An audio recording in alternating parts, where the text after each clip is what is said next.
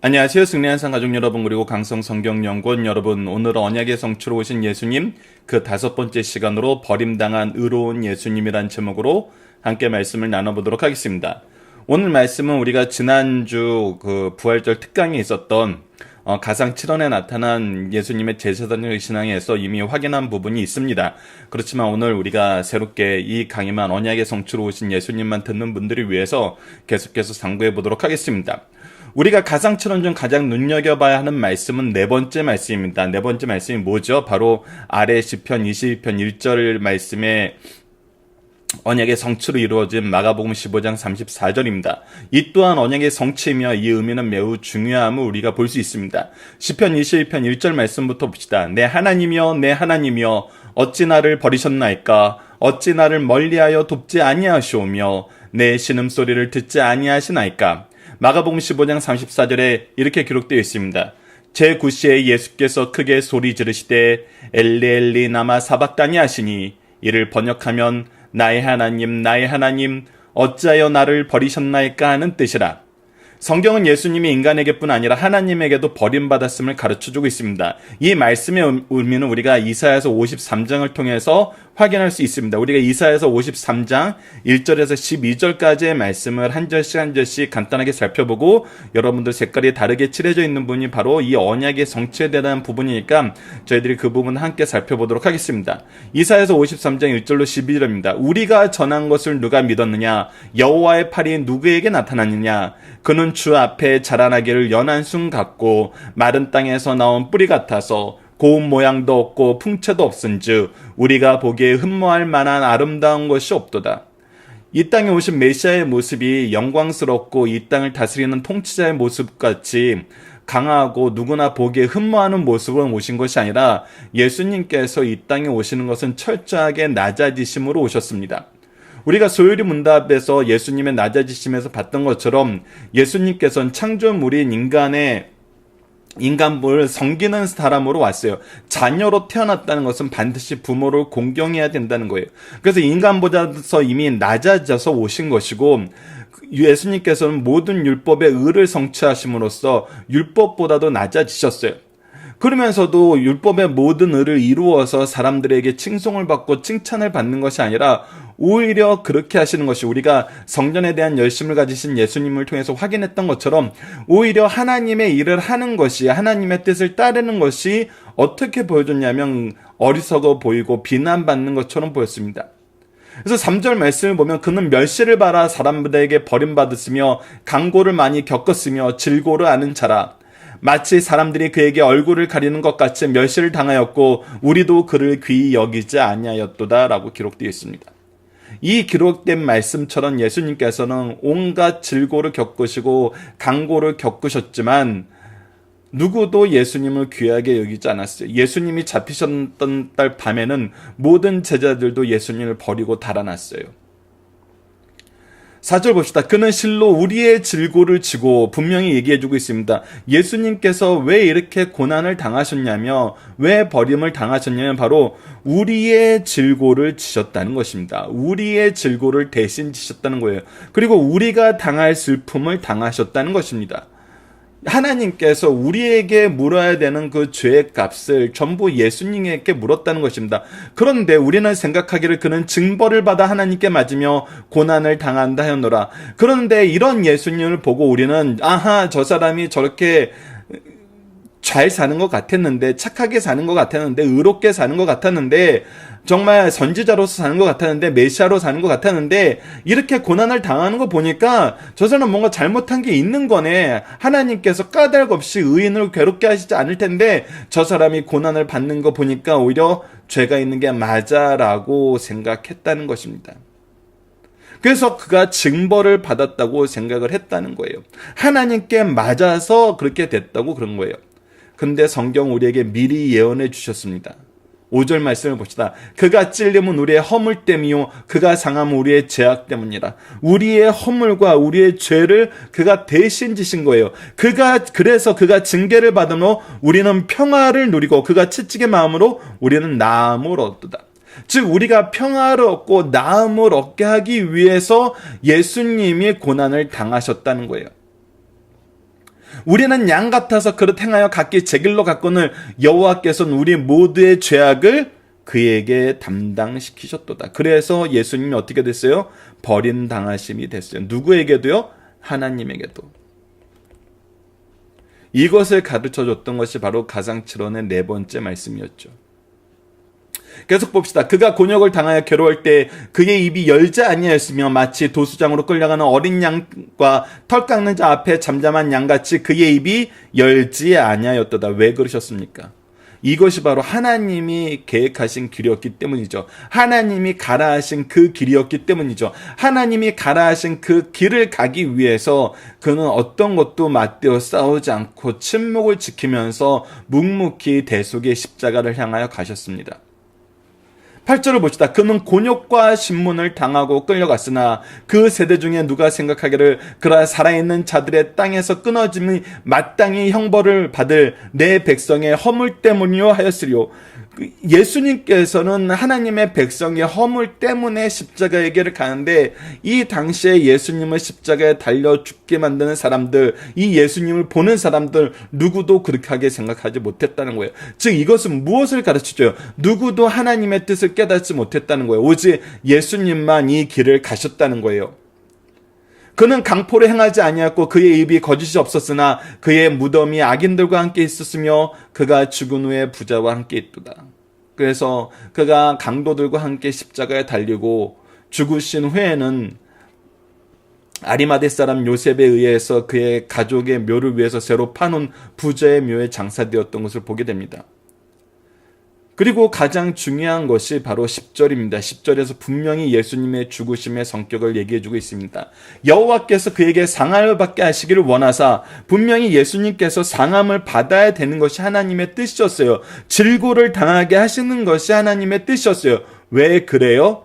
그의 영혼을 속건 제물로 드리기에 이르면 그가 씨를 보게 되며 그의 날은 길 것이요 또 그의 손으로 여호와께서 기뻐하신 뜻을 성취하리로다. 즉 속건제로 우리의 죄를 대신하여 죽으시는 것이, 즉 어린 양이 우리의 죄를 대신하여 죽는 것처럼, 제물이 우리의 죄를 대신하여 죽는 것처럼 예수 그리스도께서는 단번에 드려지는 영원한 제사의 제물로서 우리의 속건 제물의 되셔서 죽으신 거예요. 그래서 그것이 하나님의 뜻을 이루는 것이었고 이것을 완성하심으로써 하나님의 뜻이 성취되었다는 겁니다. 11절 봅시다. 그가 자기 영혼에 수고한 것을 보고 만족하게 여길 것이라. 나의 의로운 종이 자기 지식으로 많은 사람을 의롭게 하며 또 그들의 죄악을 친히 담당하리로다. 계속해서 12절 봅시다. 그러므로 내가 그에게 존귀한 자와 함께 못을 받게 하며 강한 자와 함께 탈취한 것을 나누게 하리니 이는 그가 자기 영혼을 버려 사막에 이르게 하며 범죄자 중 하나로 헤아림을 받았습니다. 그러나 그가 많은 사람의 죄를 담당하여 범죄자를 위하여 기도하였느니라. 그는 범죄자로서 죽었고 죄를 담당하여서 죽었어요. 자기 영혼을 버려 사망에 이르게 한 이 죽음이에요. 그러나 이 죽음을 통해서 예수 그리스도께서 우리에게 계속 무엇을 보여주십니까? 그가 우리를 대신하여서 기도하신다는 겁니다. 그의 기도가 이제 우리가 환난을 당할 때 기도할 수 있는 힘이 되었고 환난을 당할 때 구원할 수 있는 능력이 되었다는 것입니다. 능력의 보장이 되었고 그 승리가 되었다는 것입니다. 그래서 예수 그리스도께서 버림당하셔서 의롭지만 죄 없으시만 우리의 속건 제물로 죽으심으로 말미암아 우리의 모든 기도가 응답되고 우리가 하나님께 나아갈 수 있는 길을 여셨다는 것입니다. 자, 이사야서 말씀은 우선 예수님께서 왜 넘겨짐을 당했는지 분명히 선고하고 있습니다. 그것이 우리가 앞서 살펴봤던 4절에서 5절, 4절에서 6절까지의 말씀입니다. 바로 우리의 허물과 죄 때문입니다. 그리고 12절에서는 예수님은 이를 위하여 피를 흘리고 기도해야 함을 가르쳐주고 있습니다. 이는 성찬을 제정하심으로 성취되었습니다. 그래서 우리가 성찬을 통해서 예수 그리스도의 대속의 죽으심을 기념할 수 있게 된 거예요. 이 능력을 우리가 소유하게 됨을 감사하게 되고 이 능력을 확인하고 이 능력을 계승하고 가르치는 굉장히 중요한 교회의 역사가 되었던 것입니다. 마가복음 14장 24절을 보시다. 이르시되 이것은 많은 사람을 위하여 흘리는 나의 피 곧 언약의 피니라 그러면서 예수 그리스도의 피의 의미를 우리에게 분명히 가르쳐주고 있습니다. 예수님이 포악한 자들의 손에 넘겨줌은 하나님께서 우리 죄를 담당하기 위해심을 미리 말씀하여 주셨습니다. 그리고 그들 앞에서 대속의 죽음을 위하여 어떤 시도에도 침묵하고 계심을 말씀해주고 있습니다. 그리고 이 말씀 그대로 이사야에서 53장에 나타났던 말씀 그대로 예수님은 죽으셨습니다. 14장 61절을 봅시다. 침묵하심이 나타납니다. 침묵하고 아무 대답도 아니하시거늘 대제사장이 다시 물어 이르되 내가 찬송받을 이의 아들 그리스도냐나. 빌라도가 또 물어 이르되 마가복음 15장 5절입니다. 아무 대답도 없느냐. 그들이 얼마나 많은 것을 너를 고발하는가 보라 하되 라고 얘기하면서 우리가 이 말씀을 마가복음 본문 말씀에서 묵상할 때 어떤 것을 확인할 수 있었습니까? 사람들은 여러 가지 모습으로 예수님의 의미를 부여하려고 합니다. 그가 이런 사람이다, 이런 사람이다, 사회학적으로는 이런 사람이다, 페미니즘적으로 이런 사람이다, 또 세상 경영학적으로는 이런 사람이다, 심리적으로는 이런 사람이다. 그래서 다양한 면으로서 예수님을 해석하려고 그러는데 예수님은 그러한 여러 가지 모습에 대해서 하나도 대답하지 않으시고 오직 무엇에만 대답하셨습니까?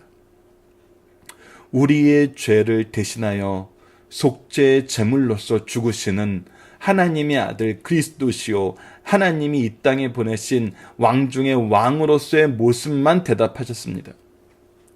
그러니까 우리의 해석이 중요한 것이 아니라 하나님의 뜻으로 이루시는 예수님의 모습이 중요함을 가르쳐주고 있고 우리가 묵상해야 될 예수님, 우리가 따라가야 될 예수님, 우리가 앞으로 걸어가야 될 성도의 길은 바로 하나님의 계획에 의해서 하나님의 뜻에 의해서 이루어지는 그 길임을 우리에게 분명히 보여주고 있습니다.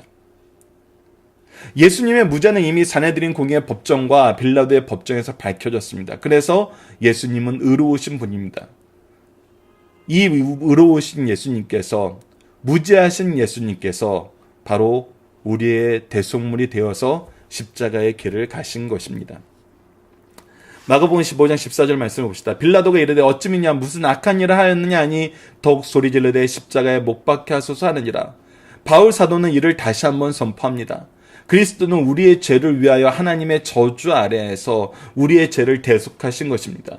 우리를 위한 그리스도의 사랑을 깊이 묵상하며 전하는 승리의 산 가족 여러분들, 그리고 강성 성경 연구원 여러분들 되었으면 합니다. 갈라디아서 3장 13절입니다.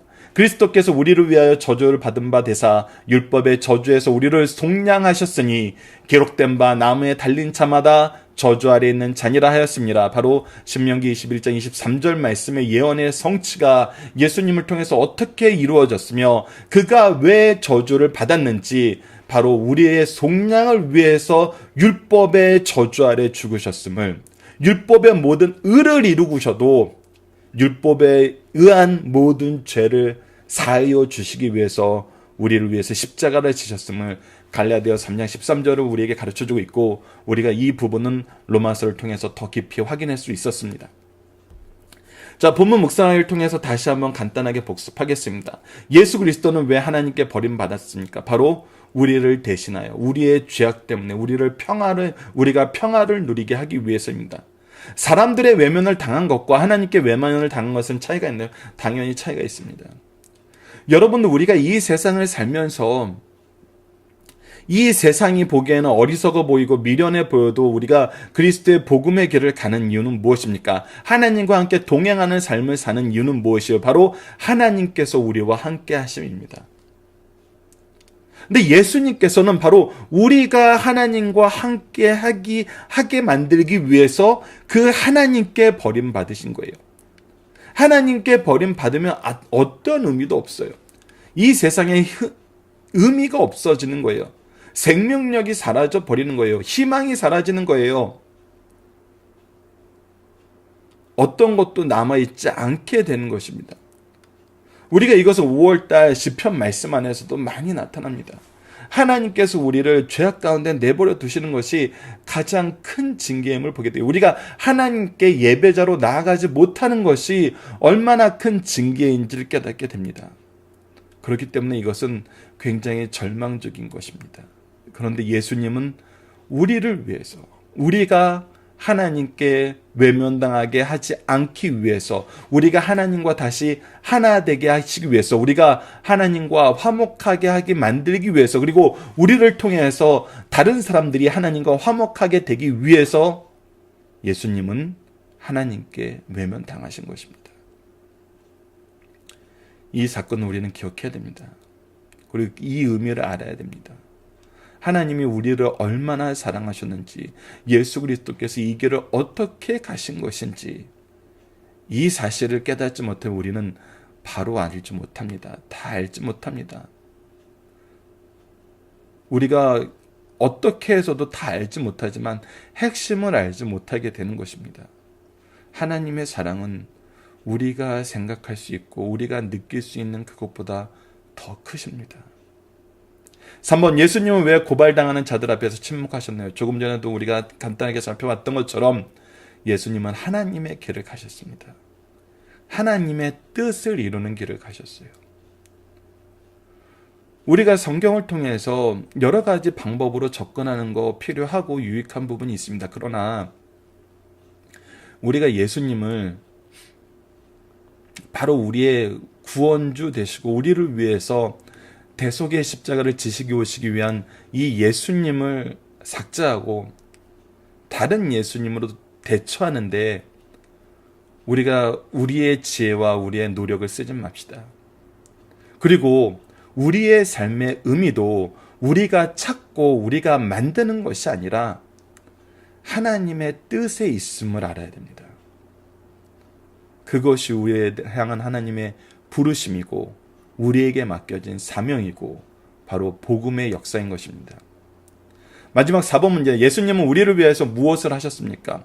12절 말씀 다시 한번 읽어봅시다. 그러므로 내가 그에게 존귀한 자와 함께 몫을 받게 하며 강한 자와 함께 탈취한 것을 나누게 하리니 이는 그가 자기 영혼을 버려 사막에 이르게 하며 범죄자 중 하나로 헤아림을 받았음이니라. 그가 우리의 죄를 대신하여 죽으심을 우리에게 분명히 가르쳐주고 있습니다.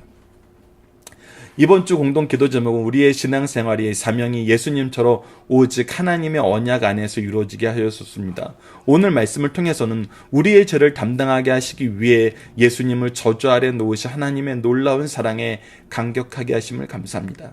하나님의 뜻을 이루기 위해 고난과 멸시와 저주의 길을 가시며 하나님께도 버림받으심을 감사하신 예수님의 사랑에 감사합니다. 이 사랑이 나를 하나님의 자녀 되게 하심, 백성 되게 하심, 제자 되게 하심을 감사하며 은혜의 빚진 자로서 서로를 섬기게 하여 주소서라고 우리 함께 기도하는 시간 갖도록 하겠습니다. 감사합니다.